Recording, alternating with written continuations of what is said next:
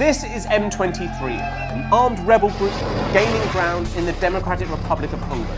The rebel militia has captured the largest city in the east and is the major player in a coalition that wants to topple the government. The group says it's fighting to defend the rights of the Tutsi ethnic group.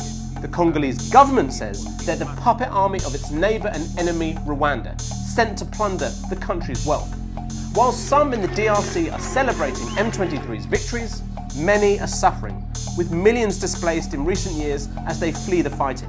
We're going to tell you what's happening in the DRC, what's really driving the conflict between M23 and the Congolese army, and how the outcome of the war could have implications for millions of people across the region.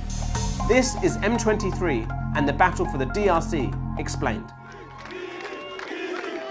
The M23 group received a hero's welcome from some of the residents of Goma after seizing the city, and they've promised to keep fighting.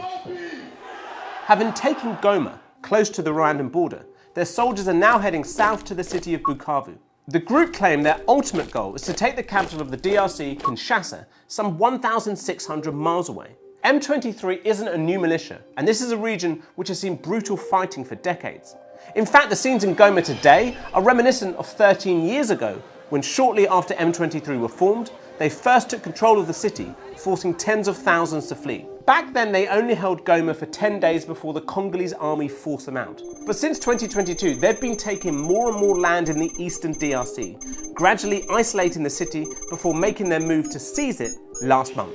That military success came despite the fact their fighting force is only estimated to be a few thousand. This small rebel group not only took the largest eastern city in the DRC, but it's continuing to make ground. But how? Well, although they officially deny it, the government of Rwanda is reportedly providing M23 with money, weapons and training. And according to the United Nations, thousands of Rwandan troops are fighting alongside the rebels. Why would Rwanda help a rebel militia? Because their government and M23 are formed by people from the Tutsi ethnic group. In order to understand the fighting in the DRC today, we have to talk about the Tutsis and another group, the Hutus. And we need to talk about this map of Africa, which roughly shows the historic distribution of ethnic groups across the continent. Compare that to this, a map of how the continent had been carved up by European imperial powers by 1914. At that point, around 90% of Africa was under European control. Today, the DRC is surrounded by 9 other countries, and ethnic communities still live on both sides of the borders. Since gaining independence from Belgium in 1960, this massive country, home to more than 250 ethnic groups, has struggled to build itself into a strong, cohesive state. It's seen leaders murdered, deposed, and has been scarred by numerous conflicts. Which brings us back to the Tutsis and the Hutus, 2 ethnic communities that have been in conflict for decades. The Tutsi ethnic community was slaughtered by a Hutu militia during the Rwandan genocide of 1994. Around 800,000 were murdered in just 100 days, the vast majority Tutsi. Following that atrocity, the Tutsis gained power in Rwanda and forced approximately 2 million Hutus to flee across the border to what was then called Zaire, but is now the DRC. The Tutsi government in Rwanda continued to view the Hutus as a threat, living just over the border. Rwanda staged 2 separate invasions of the DRC, with the fighting lasting from 1996 to 2003. Millions were killed in that conflict. But the fighting in the east of the DRC never really stopped, as Tutsi rebel groups continued to clash with the Congolese government. Eventually, in 2009, on March the 23rd, a peace deal was agreed by rebels and the Congolese government. One of the terms of the agreement was for Tutsis, including the rebels themselves, to be integrated into the Congolese army. But in 2012, 300 Tutsi soldiers believed that the deal had been broken. They deserted the Congolese army and formed a new rebel group, M23, named after the date the peace agreement was originally signed. And shortly afterwards, the rebel soldiers took Goma for the first time in 2012. M23 says it exists to protect the Tutsi community, and the Rwandan government has backed them because of that. But there's something else that might explain Rwanda's support and M23's desire to take control of the DRC. And it's what lies buried deep in the ground of the Congo. The DRC is home to huge mineral deposits. In fact, it has more than half of the known reserves of cobalt in the world, a crucial metal at the heart of the global green revolution, used for lithium-ion batteries which can be found in everything from smartphones to electric vehicles to national power grids. In 2022, the DRC exported $28.5 billion worth of goods, and the top 4 items it exported were all mineral deposits. But that's just the tip of the iceberg. There's also huge deposits of lithium, gold, diamonds, zinc, tin and coltan.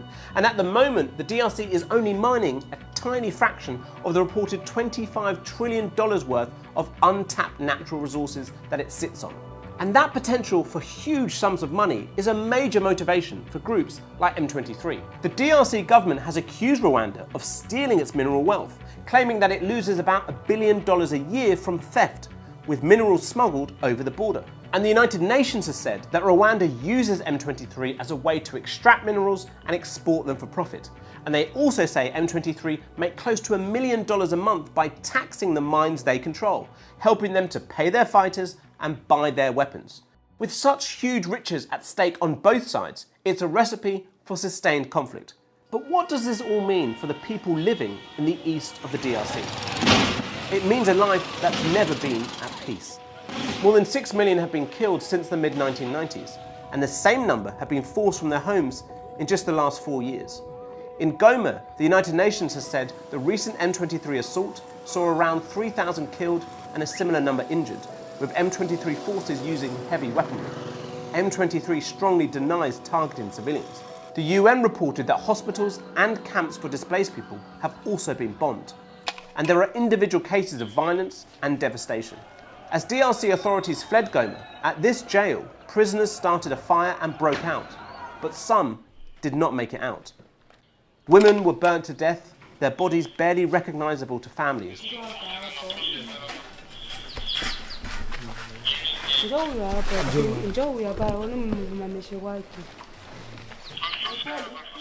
More broadly, sexual violence is a weapon used by both sides in this conflict. The UN has received reports of women being raped by the Congolese army and its allies in the region. And M23 has long been accused of similar human rights violations, with Human Rights Watch stating that the group leaves behind a growing trail of war crimes. Both the Congolese government and M23 deny accusations of human rights abuses. So what happens next? In Goma, M23 has appointed an administration to govern the population. And they're now the most powerful group in a larger coalition of anti-government movements called the AFC, whose leader, Corneille Nangaa, says he wants to topple the Congolese government. That would mean ousting Congolese President Félix Tshisekedi, who's desperately trying to drum up diplomatic and military support from other African nations. The DRC is calling for sanctions against Rwanda, M23's most significant backer. The country receives a lot of foreign aid, and if the international community puts enough pressure on President Paul Kagame, it's possible M23 would have to pull back. But for now, with Rwanda still backing M23 and the DRC refusing to negotiate, calling direct talks with the rebels a red line, the fighting continues. Because nothing in the DRC is simple. The biggest, most expensive UN peacekeeping mission in history has failed to keep a lid on the fighting. And remember that as the violence continues, this country will more than ever need humanitarian assistance. Last year, $910 million was provided by the United States, and President Trump has just paused all foreign aid.